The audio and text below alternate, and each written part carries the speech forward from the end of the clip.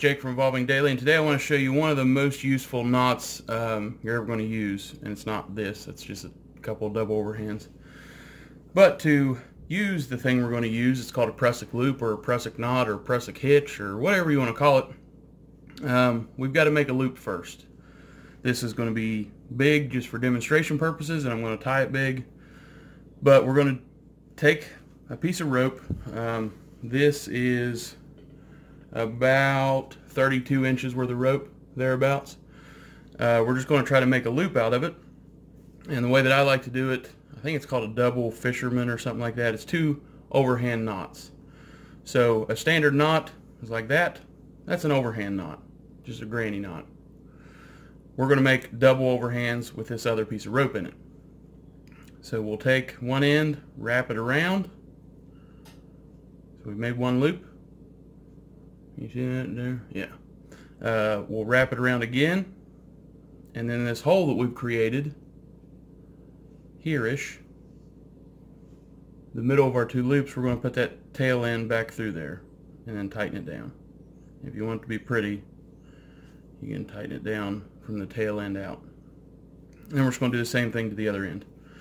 You can tie these bigger or smaller. It really depends on what you're going to be using it for. If it's going to be for a handhold, or if it's just going to be to tie something to a pack, or you can basically build your own ratchet strap with just rope using this prusik loop thing. So it just depends on how big you need to tie it.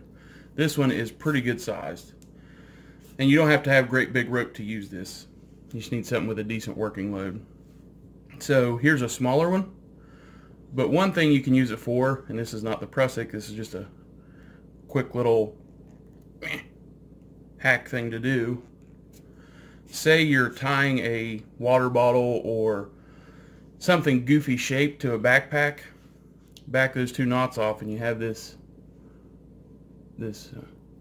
vagine thing looking ring right here. I don't even know what to call that.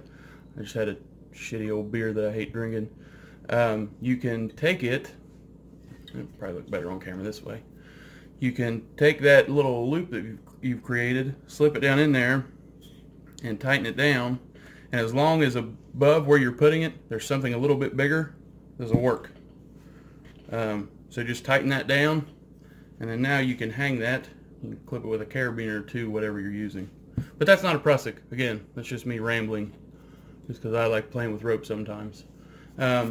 So we have built our loop, and now I'll show you what it's good for. So it's good for holding something in place. So say this is our rope, and there's something really heavy on that end, and grabbing rope like that is wear your hands out pretty quick, and this will keep it from moving away from you. So we're going to take our knot. I like putting the knot close to the rope, the load side, so the side that's heavy, that's where I put it.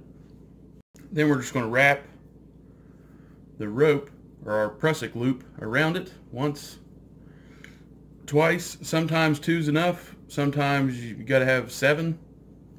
Just depends on the 2 sizes of rope you're using and what you're using it for, yada yada yada. So we've just looped that around 3 times. So now we'll tighten it up, pull the knot away from the wraps that you've made, and then you just got to kind of work the slack out. Starting from this, I don't know if you can see that there, but this little horseshoe looking thing, if you start from there and work your slack out, it'll work out a little better. And this is kind of hard to do at a weird damn angle.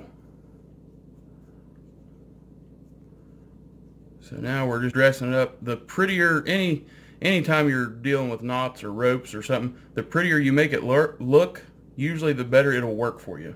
And I know that sounds weird, but that's pretty much true. So now you've got your wraps on there around the rope. So if this side is heavy, pull it instead of just grabbing the rope, you can grab a hold of the prusik, and the way it works, it tightens from the inside before it gets to the outside. So some kind of geometry type magic, you can pull as hard as you want, and it won't slide down this way. And another good thing is, say you've got an anchor here, and you can put this over the anchor, or you can clip it with a carabiner or whatever, but lash it to the anchor. And then now, that beer bottle's not going to stay in place, but now the rope can't slide down that way. But as you pull on it, if you hold on to the prusik on this end, just kind of pinch it, not pinch it, but keep it so it doesn't slide up the rope. If there's no load on it, the rope can move. And then if you let go of the rope, it'll hang back up on the anchor and it won't slide down. So there are 1,000,001 uses for this. The reason why I'm making the video is we're going to be doing it in future videos, and I'll say, hey, this is where you could use a prusik loop. So just wanted to kind of show you how I tied it and how I put it together and what it's used. We'll get into what it's used for later. But it's an extra set of hands when you don't have extra people around, and it holds tension, so you can build your own kind of ratchet strap on the bed of a truck if you don't have a ratchet strap. It's really good, especially like a smaller one. You put your wraps in. It's kind of hard to simulate, but put your wraps in. Basically, they'd be on that side. Yeah. And you can put that on your pull string for your ceiling fan in the living room. You can hook your little lantern from this when the power goes out, your little LED lantern, or whatever in the world you want to use it for. It makes a good handhold or a carabiner clip in the middle of a piece of rope, and you can do it in line. You don't have to take stuff apart and move stuff around. It's useful. I'll show you in future videos how it's useful for range guy stuff, prepping stuff, general work around the house type things. I appreciate you watching. Share this video around. A lot of people, anybody who is a grown adult should know how to do stuff like this. And I appreciate you watching.